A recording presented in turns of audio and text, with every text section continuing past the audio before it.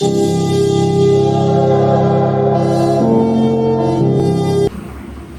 भैया स्टार्ट करें। देखें जरा, आज की क्लास में हम क्या स्टडी करेंगे। मेन टॉपिक है हमारा कि फोकस दूरी का अपवर्तनांक और वक्रता त्रिज्या पर क्या क्या प्रभाव पड़ेगा, इसको हम देखने वाले हैं। ठीक, तो सबसे पहले बात करेंगे कि फोकस दूरी का अपवर्तनांक पे क्या प्रभाव पड़ता है। बात समझ में आ रही है? देखें इस बात को, पहले इस बात को स्टार्ट करेंगे कि फोकस दूरी का अपवर्तनांक पे क्या प्रभाव पड़ेगा। देखो जी, अब अगर मैं सिंपल सी बात आपसे कहूं क्या कि एक उत्तल लेंस है,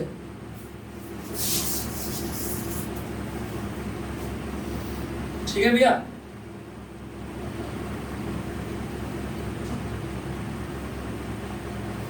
बात समझ में आ रही है? यहां पर भी क्या है, एयर वायु है, और यहां पर भी क्या है, एयर वायु है। बात समझ में आई? और बीच में क्या है, ये ग्लास यानी कि कांच। समझ में आई बात?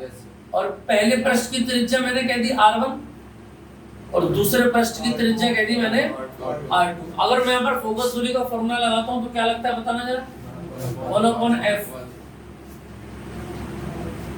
बराबर, बोलो वायु कहाँ जा रही है, वो किरण कहाँ जाएगी, एयर से ग्लास में, तो Ang आ जाएगा -1। बोलो 1/R1 माइनस, बोलो इतनी बात समझ में आई कि नहीं? क्लियर बात समझ में आ रही है? इक्वेशन नंबर 1 बन गई भैया। आई बात समझ में? अब यही उत्तल लेंस मैंने कहाँ रख दिया,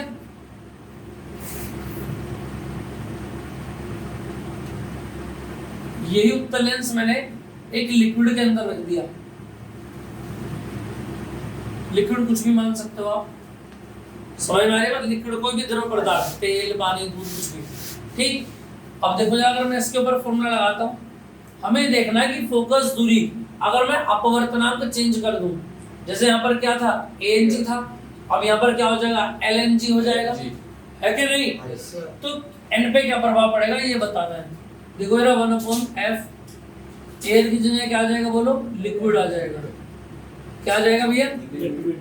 और यहाँ बोलो Lng माइनस का 1, आगे बोलो 1/R1 माइनस, इक्वेशन नंबर 2।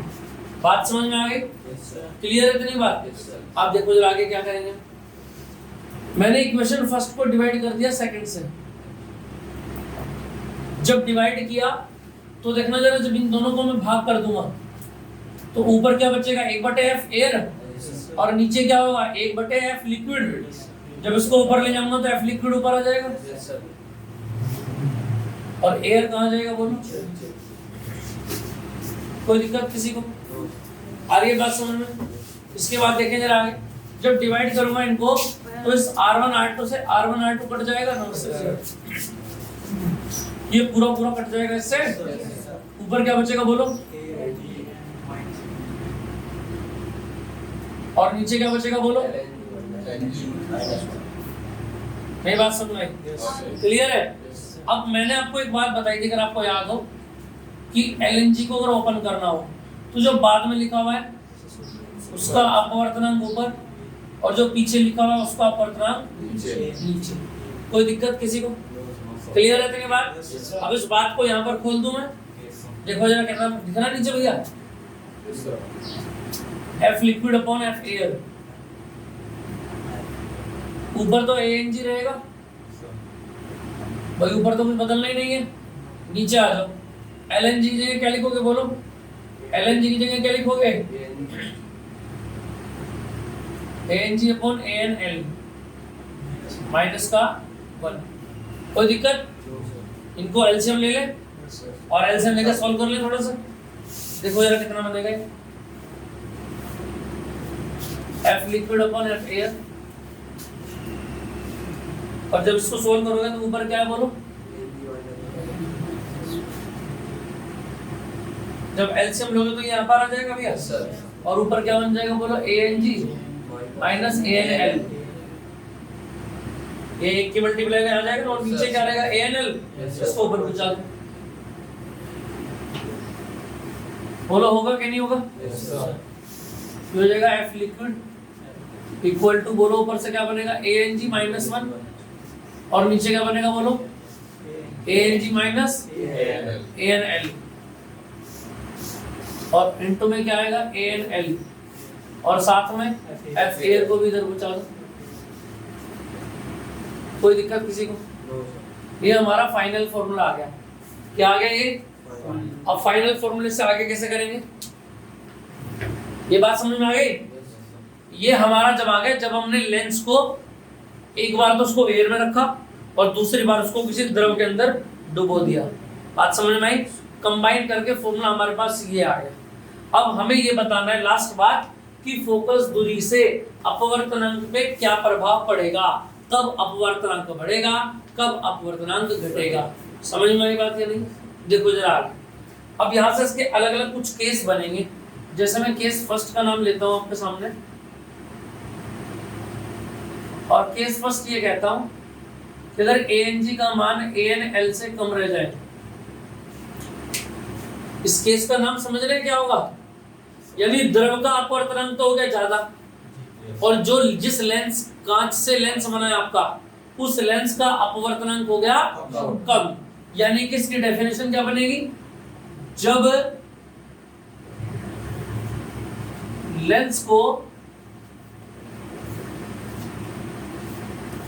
किसी ऐसे द्रव में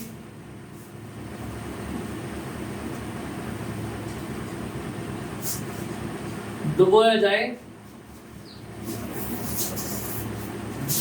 जिसका मान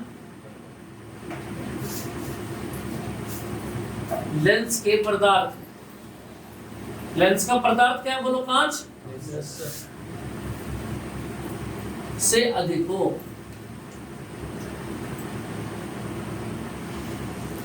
ये इसका नाम बन गया केस का। अब इस केस को सोल्व करेंगे, देखो कैसे। आ जाओ सामने। यहाँ क्या लिखा हुआ है? F लिक्विड लिखा हुआ भैया, देखना जरा सामने। अब एक बात समझो ध्यान से जरा, एक बात कंफर्म होती है कि ANG का मान हमेशा 1 से बड़ा होता है। ग्लास का, कांच का जो अपवर्तनांक होता है वो याद रखना हमेशा 1 से बड़ा होता है। आई बात समझ में? इसकी वैल्यू भी बता दूंगा क्या होती है। क्लियर है? अब सुनो ध्यान से, ये बात तो हमें याद है। अब इस फॉर्मूले के अंदर आ जाओ। फॉर्मूले के अंदर देखो जरा भाई, देखो प्रभाव किस किस से पड़ेगा मुझे बताओ। ऊपर क्या ANG है? यस सर है। और मैंने कहा ANG का मान 1 से बड़ा होगा, तो 1 से बड़ा तो मतलब क्या हो गया? 2 या 3 या 4 या 5। यानी अगर ANG का मान 1 से बड़ा है और इससे में से 1 घटाओगे तो प्लस की वैल्यू निकल के आएगी हमेशा। बोलो अरे ऊपर जो है बताना जरा, प्लस की वैल्यू निकल के आएगी क्या नहीं आएगी? आ रही है बात समझ में? ये बात समझ में? दूसरी बात आ जाओ। दूसरी बात क्या है? नीचे आ जाओ। मैंने क्या बताया? ANG का मान क्या है? कम है ना, और ANL का मान है ज्यादा। तो ज्यादा में से कम घटाओगे तो माइनस साइन किसका आएगा बोलो? माइनस का आएगा कि नहीं आएगा? यानी इसका मतलब ये हुआ इस पूरे के बाहर माइनस आ जाएगा और अंदर घटा के जो वैल्यू आएगी उसको क्या बोलोगे आप? कांस्टेंट बोलोगे। सबके मान रखोगे ना सवाल के अंदर, तो अंदर संख्या ही तो आएगी निकल के। 10, 5, 10, 15, 20 संख्या क्या होती है? कांस्टेंट। यानी कहने का मतलब ये हुआ जब लिक्विड का, द्रव का पदार्थ कांच के पदार्थ से ज्यादा हो अपवर्तनांक, तो क्या होता है? जो लिक्विड की फोकस दूरी आती है, द्रव के अंदर लेंस की जो फोकस दूरी आती है, वो हमेशा याद रखना उसकी प्रकृति को बदल देती है। आ रही है बात समझ में? क्लियर बात समझ में है कि ये जो मैं बता रहा हूँ उसकी प्रकृति को क्या कर देगी वो? यानी फोकस दूरी अगर आपके अंदर से प्लस की निकल के आ रही होगी, बाहर उसको माइनस मिलेगा तो बदल जाएगा कि नहीं बदल जाएगा? अवतल था पहले लेंस, जैसी साइन चेंज हुआ उत्तल बन गया एकदम से। बना के नहीं बना? समझ में आ रही है बात या नहीं? यानी इस बात को क्या लिखोगे आप? अतः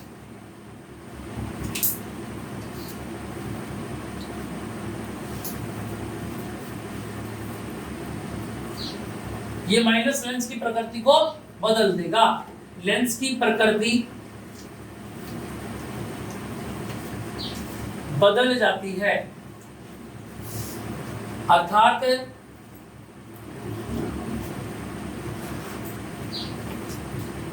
उत्तल लेंस अवतल में तथा अवतल लेंस उत्तल में बदल जाता है। कब बदलेगा? जब द्रव का अपवर्तनांक कांच के लेंस के अपवर्तनांक से ज्यादा हो। आई बात समझ? जैसे कि मैं एक लेंस ले लूं, मान लिया मेरे पास एक लेंस है और इस लेंस को मैं ऐसे लिक्विड के अंदर डाल रहा हूँ, ये मान लिया लिक्विड भरा हुआ है इसके अंदर, इस लेंस को मैं इस लिक्विड के ऐसे लिक्विड के अंदर डाल रहा हूँ जिस लिक्विड का मान लेंस के मान के अपवर्तनांक से ज्यादा है। तो अगर ये लेंस अवतल था तो पानी में डलने के बाद क्या हो जाएगा? उत्तल हो जाएगा। और अगर ये उत्तल था तो लिक्विड में डलने के बाद क्या हो जाएगा? अवतल। आ रही है बात समझ में? कैसे बदलेगा? इस चिन्ह की वजह से। ये चिन्ह कहाँ से आया? ये जब घटाएंगे हम, ये संख्या बड़ी है तो बड़ी में से छोटी घटा दो तो बड़ी का चिन्ह आएगा माइनस। ऊपर ANG का मान 1 से बड़ा होता है तो ऊपर घटा के हमेशा प्लस की वैल्यू आएगी, लेकिन नीचे से माइनस आ रहा है तो माइनस आ गया ऊपर, तो जो वैल्यू निकल के आएगी अंदर से वो बाहर आके बदल जाएगी। इसका सबसे बड़ा एग्जांपल क्या है कि जल के अंदर जो पानी वायु के बुलबुले होते हैं वो पहले से क्या बने रहते हैं? उत्तल लेंस बने रहते हैं। क्या बने रहते हैं? उत्तल लेंस। समझ में आई बात? लेकिन जैसे ही वो बाहर निकल के आते हैं वो अवतल में परिवर्तित हो जाते हैं। समझ में आई बात? बुलबुले देखे ना तुमने? क्लियर है? यहाँ पर लिख सकते हो उसका एग्जांपल। अब केस नंबर 2 की अगर मैं बात करूँ, देखना यार, इसको ध्यान से समझना, बहुत ही कम लिखा मिलेगा तुमको ये जगह। केस नंबर 2 क्या कहते हैं? इंपोर्टेंट टॉपिक है और लगातार 3 सालों से क्वेश्चन आ रहे हैं इसके ऊपर, इसी पॉइंट के ऊपर जो मैंने यहाँ पर बताया। बोलो जरा, केस नंबर 2 क्या कहता है? सेकंड ये कहता है ANG की वैल्यू अगर ANL के बराबर हो जाए,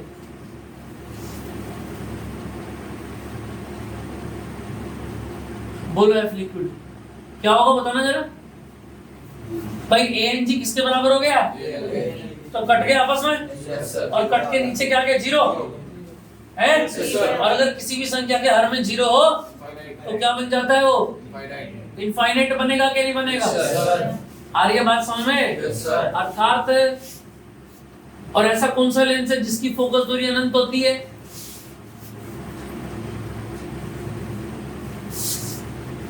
समतल।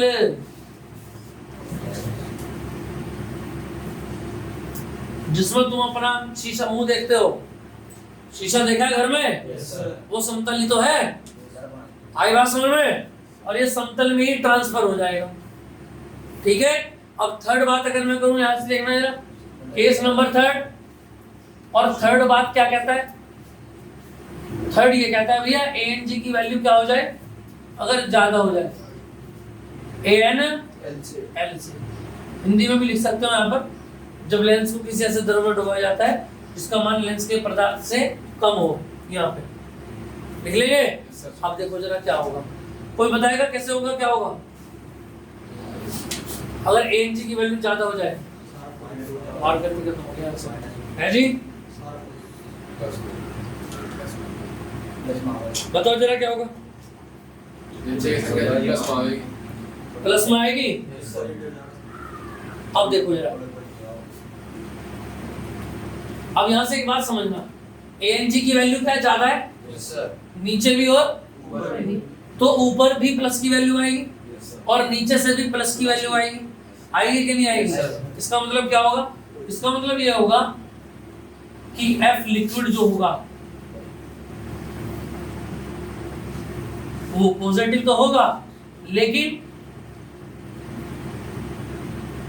एयर की फोकस दूरी से ज्यादा वैल्यू लेके आएगा। एक बात मान लो कि वायु की फोकस दूरी कितनी है? 2 है। कितनी है? 2। और ये पूरा का पूरा सोल्व करके आ गया 5, तो वायु की जो फोकस दूरी है उसमें गुणा करनी पड़ेगी। 5 दूनी 10, तो लिक्विड का मान आ गया 10 या नहीं? जबकि एयर का कितना था? 2। अब एयर का कितना ही हो हर बार, लेकिन अंदर से जोड़ घटा करके कुछ ना कुछ तो आएगा, और जब उसकी गुणा इस एयर में होगी तो इसकी वैल्यू जो आएगी निकल के वो इससे ज्यादा हो जाएगी कि नहीं हो जाएगी? आ रही है बात समझ में? इसका मतलब ये होगा कि F लिक्विड की वैल्यू ज्यादा हो जाएगी, लेकिन यहां एक बात याद रखना, अर्थात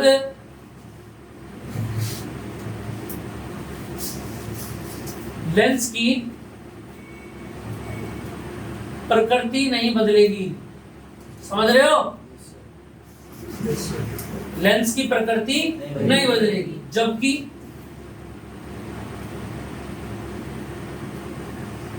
फोकस दूरी का मान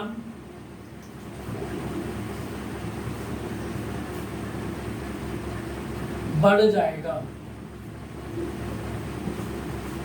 केवल फोकस दूरी इंक्रीज होगी। आई बात समझ में? जल्दी से कॉपी करें जरा इसको। किसी ऐसे लिक्विड में डुबाया जाएगा जिसकी वैल्यू ज्यादा होगी, है ना? केस याद है ना आपको?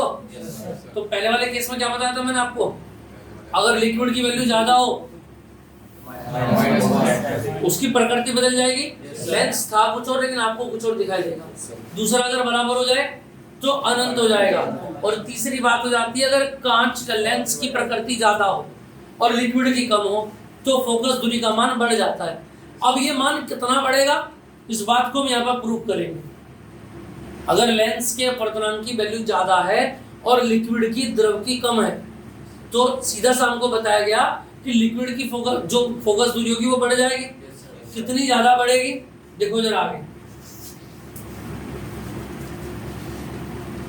एक एग्जांपल लेके चलते हैं इसका। और एग्जांपल क्या है देखिए जरा, क्वेश्चन में दे रखा है कि लिक्विड का अपवर्तनांक कितना है और गिलास का अपवर्तनांक कितना है। ठीक है, लिक्विड के तौर पे वाटर ले लिया और दूसरा मीडियम जो वो क्या है, वो एयर है। देखना यार,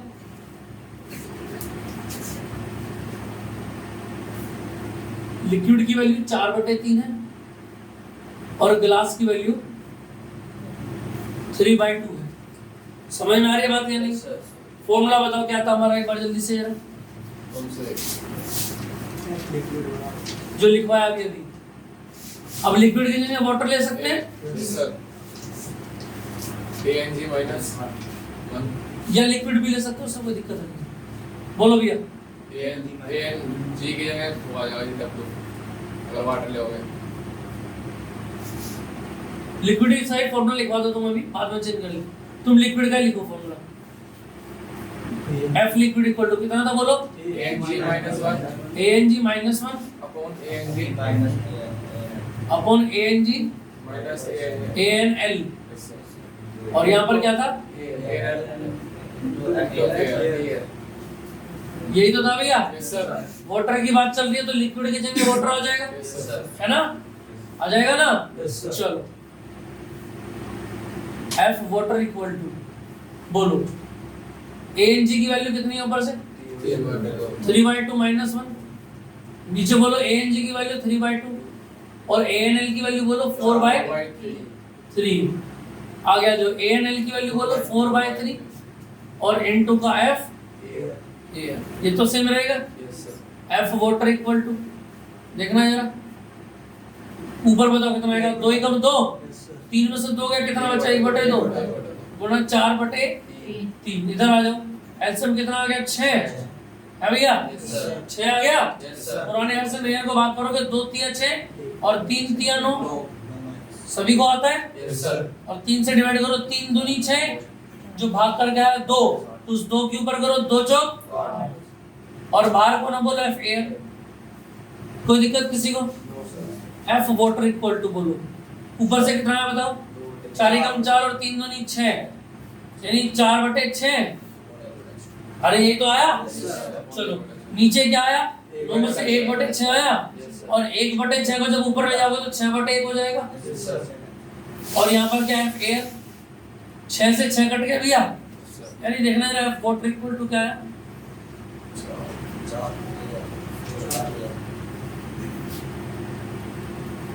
कितने गुना बढ़ जाएंगे भैया? 4 गुना फोकस दूरी की वैल्यू बढ़ जाएगी लिक्विड के अंदर। याद रहेगी ये बात? इस फॉर्मूले को याद करके लिख लेना जरा, ऑब्जेक्टिव में कई बार सीधा फंसेगा। ठीक है, एयर की फोकस दूरी इतनी है, उसमें उठा के डायरेक्ट 4 से गुणा कर देना, सीधा आंसर ढूंढ दोगे 1 सेकंड के अंदर। ठीक है, एमसीक्यू यहां से बन सकता है।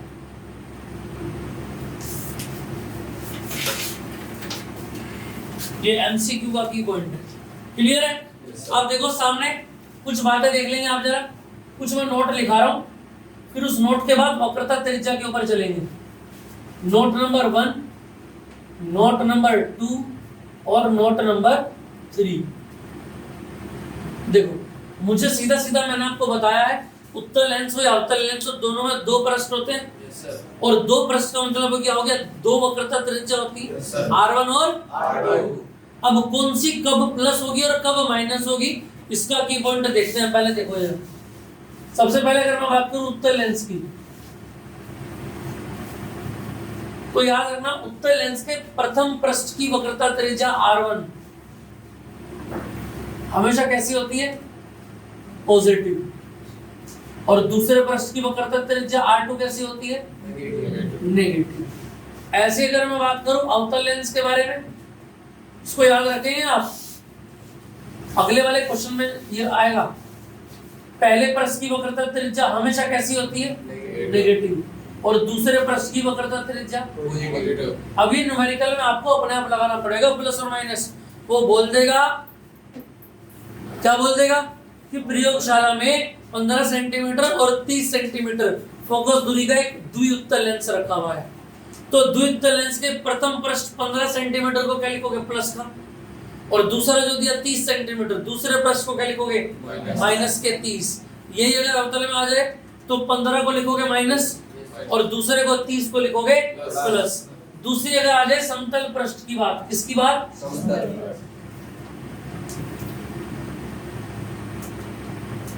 तो इसकी वक्रता त्रिज्या होती है अनंत।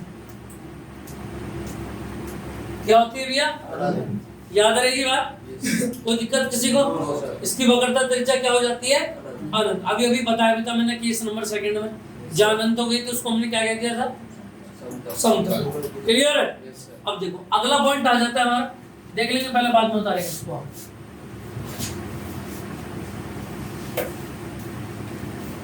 क्या सवाल है अगला, देखना जरा, वक्रता त्रिज्या पर प्रभाव। वक्रता त्रिज्या पर प्रभाव या निर्भरता बोल सकते हो आप। ठीक है भैया, आ जाओ सामने। एक बार तो ले लेंगे हम उत्तल लेंस।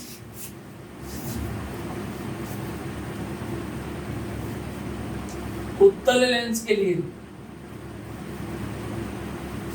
क्लियर है, और एक बार क्या ले लेंगे बोलो,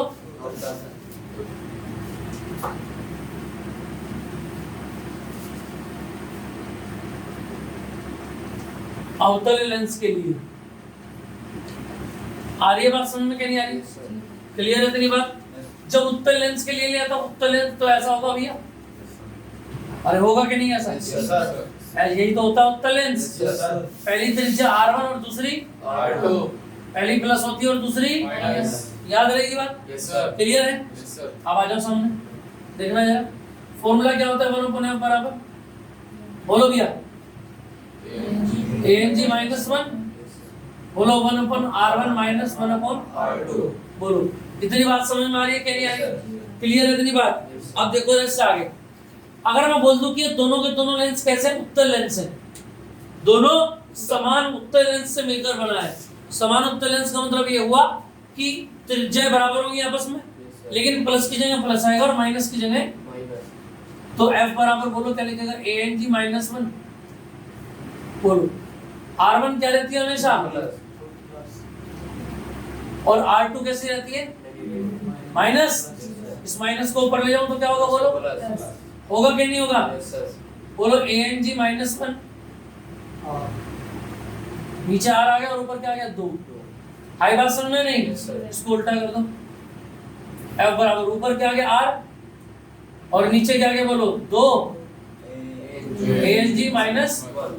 बोलो समझ में आया कि नहीं आया, बोलो समझ में आया कि नहीं आया, आगे बात समझ में, यानी सीधा सीधा पता लग गया फोकस दूरी निर्भर करेगी R के ऊपर। F को जितना घटाओगे और बढ़ाओगे R भी उतना ही घट या बढ़ जाएगा। क्लियर है? दूसरी बात करूं अगर अवतल लेंस की, तो अवतल लेंस कैसा होता है बताना जरा, बीच में से पतला और किनारों पर से मोटा, यही तो है। ये R1 और ये ये माइनस और ये याद रहेगा। Yes, sir. बोलो 1/f बराबर क्या बनेगा ANG -1 और 1/R1 - 1/R2।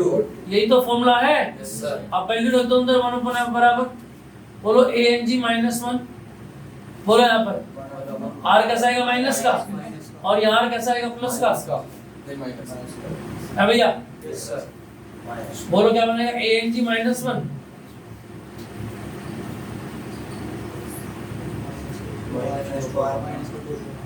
कोई दिक्कत। और F बराबर क्या बनेगा बोलो R बटे में क्या आएगा 2 ANG -1 और माइनस कहाँ जाएगा आगे। ये डिपेंड करेगा R पे। आई बात समझ में करें लिए इसको जल्दी से नोट करें। अब एक बात याद रखना नोट करके लिख लेंगे हम यहाँ पर। देखो लेंस जितना पतला होगा